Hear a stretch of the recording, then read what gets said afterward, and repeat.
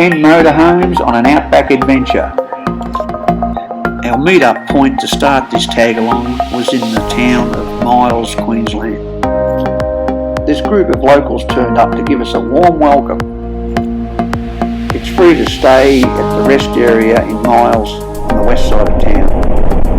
The next day it was on the road heading for our next camp at Morven. Happy hour had us sitting around the campfire. Along the way the next day, some of us stopped for a look at the old ghost town of Coolady. Our next overnight stop was on the Bulu River, just before Quilpie. It was time for another happy hour, another campfire, and watching a great sunset. From here on, the bitumen road became very narrow.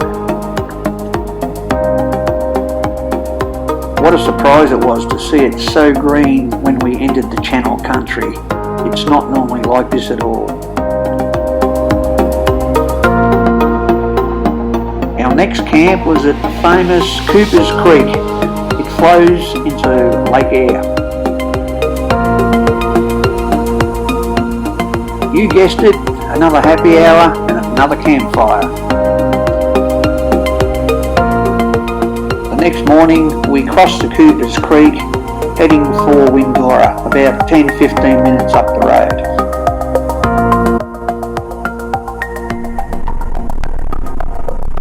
The first thing you'll notice on the way into Windora is the very large solar dishes on the right hand side. It's worth pulling over to have a look at them.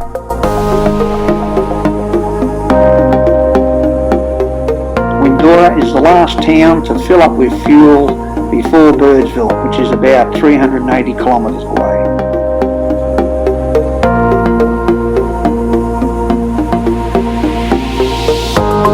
If you see any road trains approaching, it's best to pull off to the side and give them the whole road.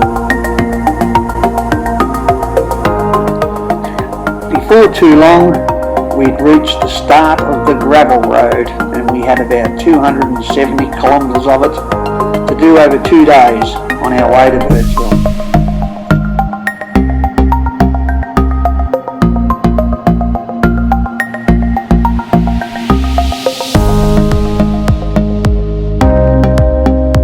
Check our moving speed at the bottom of the screen. It's under 30 kilometres an hour. Not that it was always like that. There was times when the road was in much better condition than this section, and we could move along at 60 kilometres an hour, sometimes even more.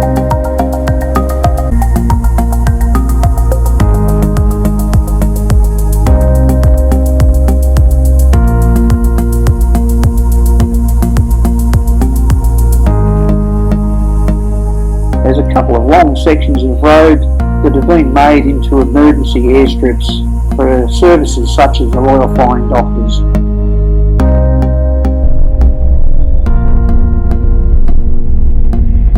It feels really nice to drive on after a couple of hours of gravel. Unfortunately, it doesn't last too long.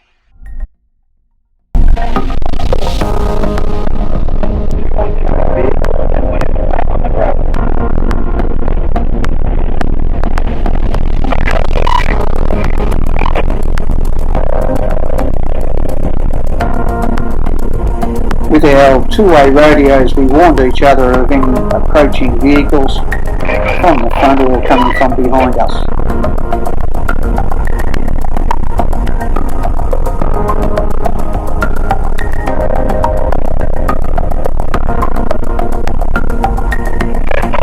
The wind direction was kind to us, blowing all the dust straight off to the side of the road.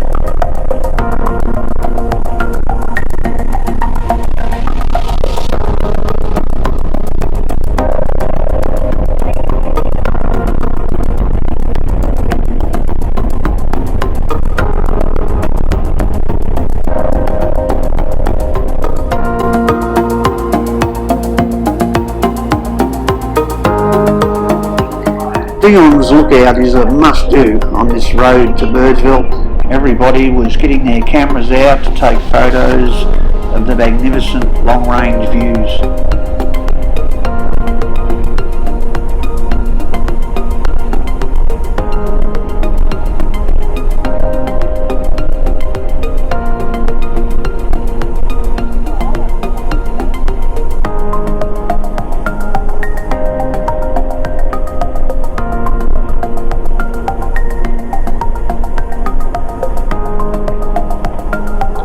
They call that the loo with a view.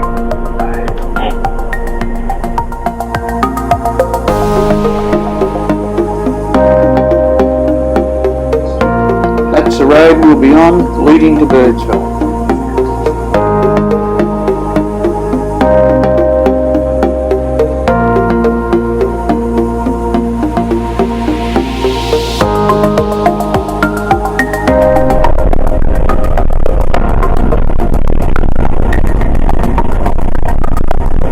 These stones on the road surface can really damage your tyres if you travel too fast.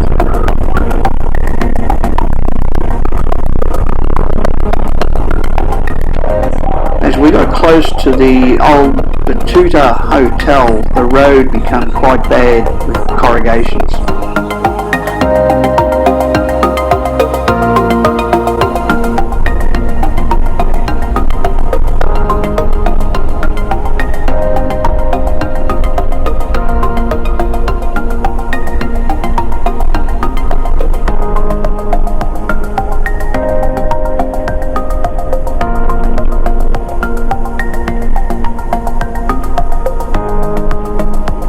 When this town of Birdsville actually had a population, this area was their recreation ground.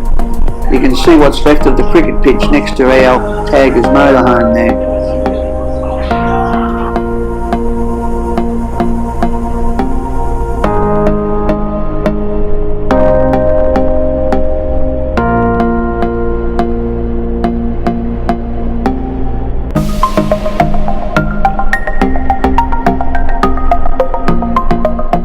Wonder if we should have booked. Hope we can find a place to park for tonight.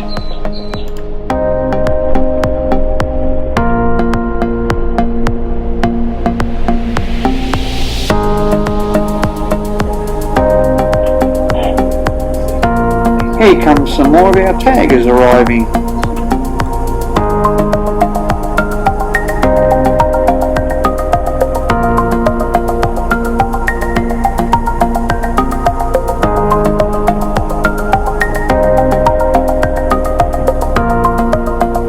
The pub is closed while we're here, but the new owner plans to reopen the pub as soon as possible.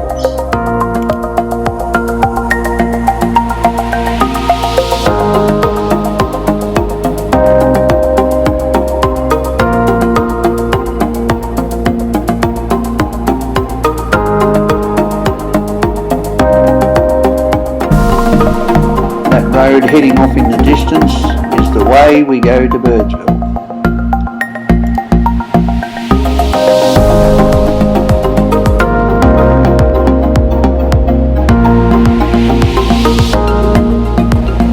From here, it's about 166 kilometres to our destination at Birdsville.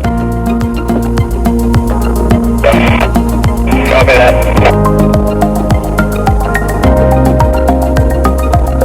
We don't know the condition of the road, but we can only hope that it's not too bad.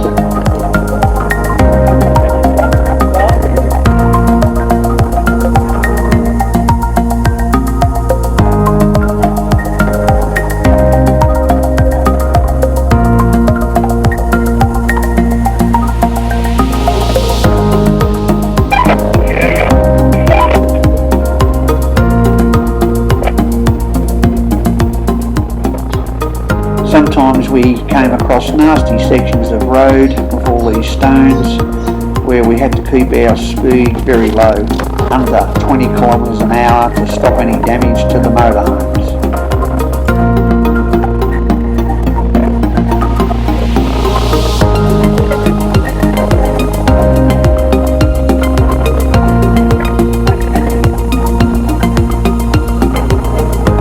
A bit further along, we all pulled over to take photos of the rainbow serpent on the hill hillside.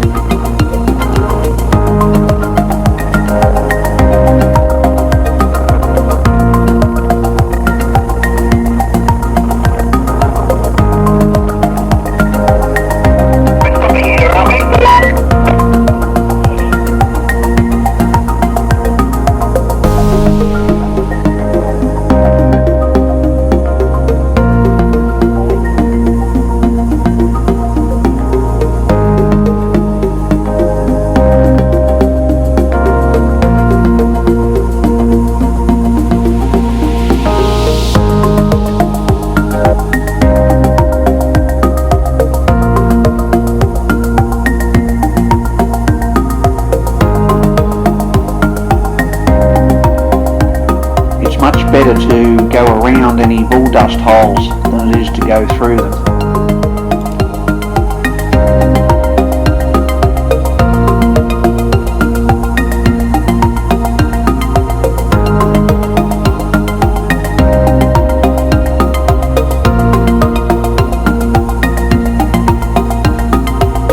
Some more rough sections and plenty more stones. Also some more bull dust. But we knew it wasn't too much further to go to Birdsville.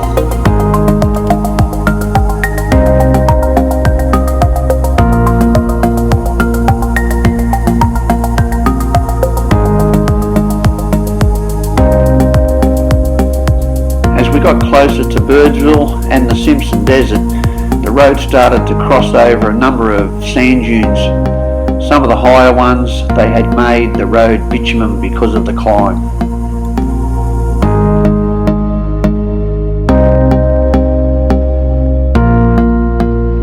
From this point it was only about another half an hour's drive to reach our destination in Birdsville.